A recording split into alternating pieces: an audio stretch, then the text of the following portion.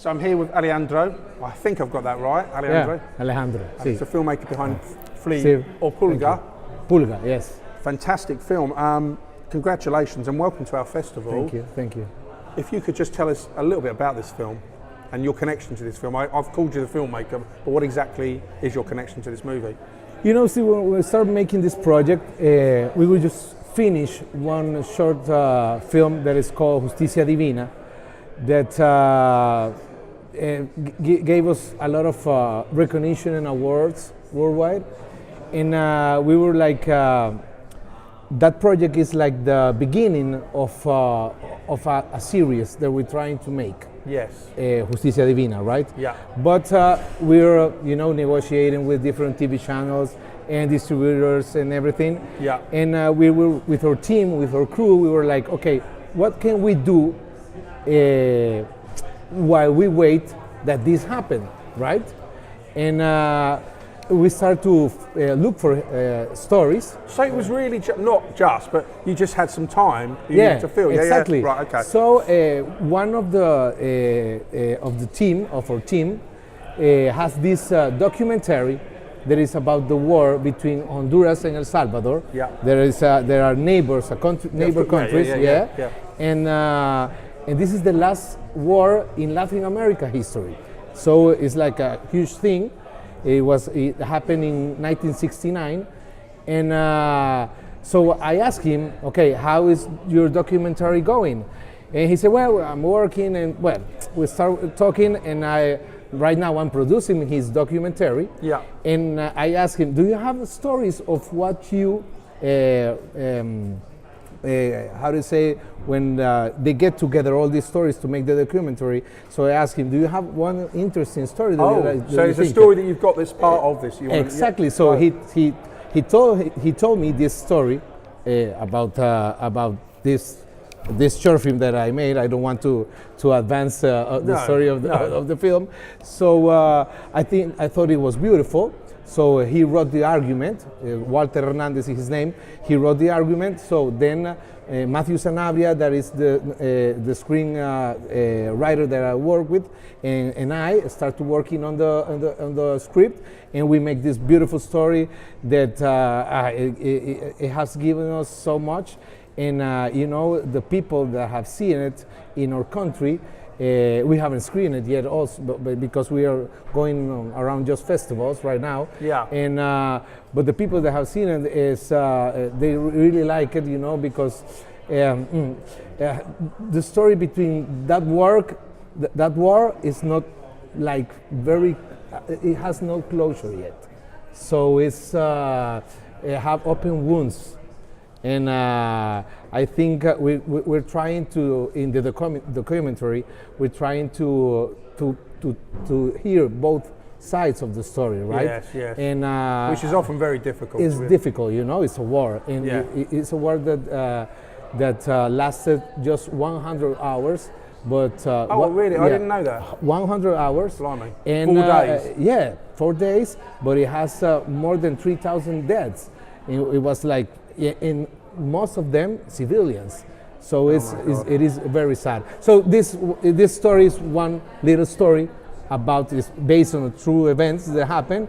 This story of Flea is just a small part of that difficult story of our countries. Is that why it's called Flea? Because it's a tiny story? No. Flea is one of the characters of the of the film. Yeah. Yeah. Okay. I didn't pick up that when I saw it. Okay. Yeah. So all the people ask that. Yeah. Now I'm very intrigued. We had some contact by email, but what particularly? I mean, this film obviously interests me, but more so when I saw your portfolio of films and productions. It's quite amazing. No, thank you very much. It actually reminded me of a couple of other filmmakers here that you're kind of, and forgive me if I'm wrong here, you're kind of trying to shine a spotlight on Honduras in terms of, look, we're here, we can produce films, we can make films, probably a lot less in our country than it is in other parts of the world. Yeah. Is that kind of the vision that you have? Yeah, it's when you hear Honduras, I'm going to ask you a question right now. Yeah. When you hear Honduras, what do you think of? I think it's a country that I don't know anything about You don't know in the middle of anything Central America. That's Yeah. all I kind of know. I Exactly. don't know anything about Honduras. Exactly, and you know, and the people that know something about Honduras is not very good news, you know, because we have been a country with a lot of troubles and issues, you know, because of the narco, I don't know how to say, drug trafficking and everything, right? And so I think with all the filmmakers in our country, what we try to do is like represent the real image of Honduras, and that's it is the part that we're working on and trying to send a message to the world by coming to these events, and we thank you guys that you open your doors to us to small films like us, and we're very proud to be here because you know, being side by side with films like from the US, from the UK, from China, from Japan, is very important to us. Just to be here, just to be selected, is very important to us. So we're very proud. I appreciate that. We're very appreciative of that, and so yes, we're promoting that. We're promoting to people that you can come to our country, and we have all the equipment that you need. We're very near from Miami. We're very near from Los Angeles. We're very near from Mexico. They're like huge countries for production, right? So we have equipment, we have location, we have beautiful location, we have all of this indigenous part of, you know, how to say it in English, it's races. We have Afro-American, we have Mayas, we have Lencas, and we have all these beautiful people, and we have colonial locations and jungles and beautiful, beautiful seas and beaches like you never seen, white beaches, white sand, and so we're inviting people to come to our country, and you can produce a film very, very, very, very cheaper than you can produce maybe here in the UK or in the US. So you have to make a story that you can film over there. And do you feel, Alejandro, that you're just at the right time now in terms of your promotion? Because if you can ride this crest of a wave now, you're right at the beginning, I guess, aren't you? So have you hit it just at the right moment, do you think? Is now just the perfect time? Yeah, I think it is the perfect time. You know, our country is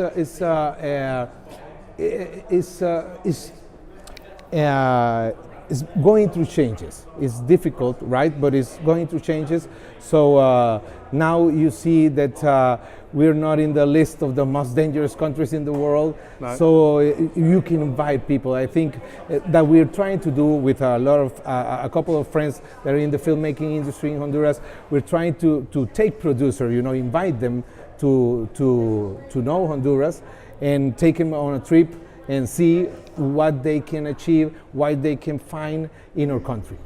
And give me a sense, if you can, of the kind of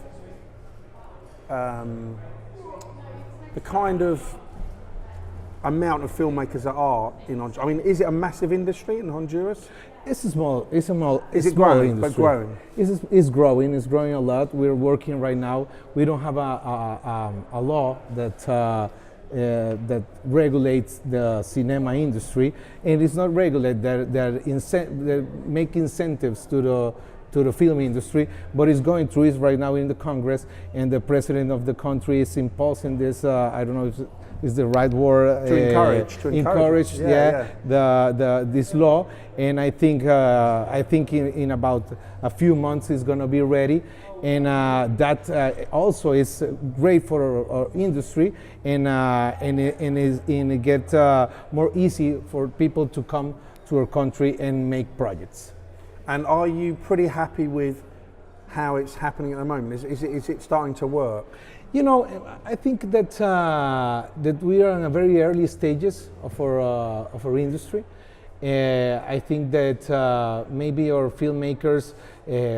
We already reach a level of good quality production, but we lack in the part maybe in acting, right, and also in the part of writing.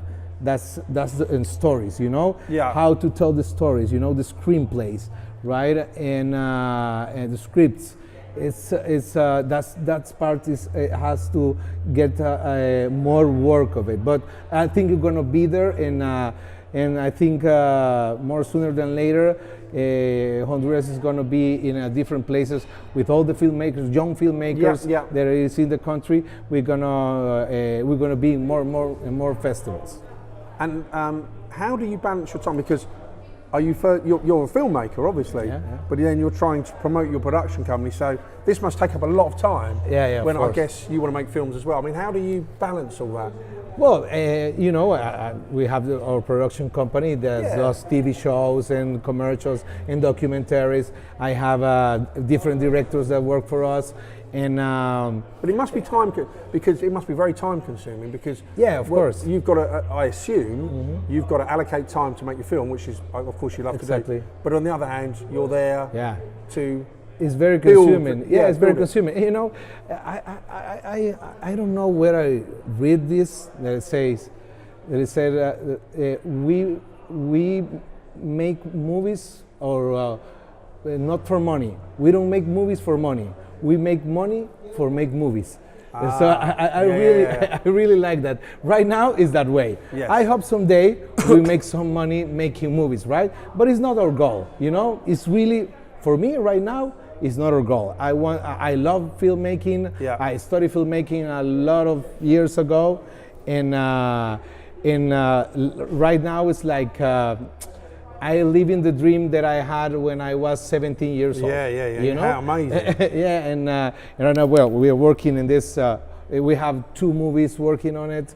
We have the scripts, and maybe we're gonna do a web series right now. We're working on it, and another short film is coming. And we have also all the TV production that we're going through, and well, we hope that everything comes through, right? I mean, you can't have a typical day. You must start at 7 or 8 in the morning and work till like midnight every day. Is it a very long day? No, you know, it's not the same. You know, sometimes I have very early mornings, like 5 o'clock in the morning. I don't sleep too much. I just like 5 to 6 hours of sleep is enough for me, and I go to bed very late, like 1 or 2 o'clock. And but you know, I'm always on social media. I'm working. We call it a keyboard warrior. That's what we call it. Yeah. And we're reading always scripts. We're writing stuff and imagining stuff. But I think this is what I love, and that's a blessing, you know. To live of what you love. It's like a dream come true, and I think everybody should have this opportunity in life to do what you love. That's wonderful, and I think because I believe that your wife doesn't, you know, help you work together, obviously. She works. She worked with me in the office. She worked with me in the office. So it must be an amazing achievement when you can bring the films, make the films, and obviously you're world building it, but you're trying to push and promote that particular area. And how much success have you had thus far? How much what? Success in terms of pushing what you're success, about. You know, I don't know about success. What I like about this success is you know, traveling, meeting people, and know people that is going through the same, you know, and in different forms, right? I have right now I have met wonderful people, you know, that have different stories. They come to make their first films or their second films, or how they are in the industry, and I think that's the part that I really like. Success. I think that's success. That what I told you before is loving what you're doing, and this part I'm really enjoying it. I really love it. Is there any part that you find difficult to do? That's a bit of not a drag, but you know, it's time consuming, or you find difficult to deal with or because we all have things in life we don't like, don't we? Well, you know, it's in this part or the whole production The company. whole production, either making films or you know what? publicising. I have been making ads like for 25 years. Wow. And it's a little bit tiring, but you know, that's what's put the bread on the table, That's the right? money, yeah, you got to go with the money. Exactly. So that's the part that I like, you know. But I have now. I can hire directors. I can hire different producers to make So the you can commercials. back a bit more. Yeah, I'm a little back, but I'm always there. Yeah. I'm looking for our clients and working with them, talking with them, and I go to the productions and see, and if I can, if I don't intrude in the work of the director, I can talk a little with the models, with the actors, and most with the clients, you know. Yeah. Most with the clients, and I'm trying to work more in TV. Well, TV is a very demanding part of my work, but I love it. You know, I really love it, Steve, because even commercials. You know, there are commercials that I've been doing it, like I told you, 25 years. But there's always a good commercial. They say, "Wow, this is a very good commercial. I want to do it." You know, and so no, I don't have nothing like I'm tired, have regrets or something like that. No. I'm very happy actually right now. I'm living a very good. Time, I don't know how to say it, a very good part of my life right now. A good part of your life. Yeah. I'm really having a blast. Brilliant, Alejandro. Wonderful. Steve, thank you very much. You're really cool. Thank you very much. To you and your lovely wife. That was brilliant. Thank you. Yeah.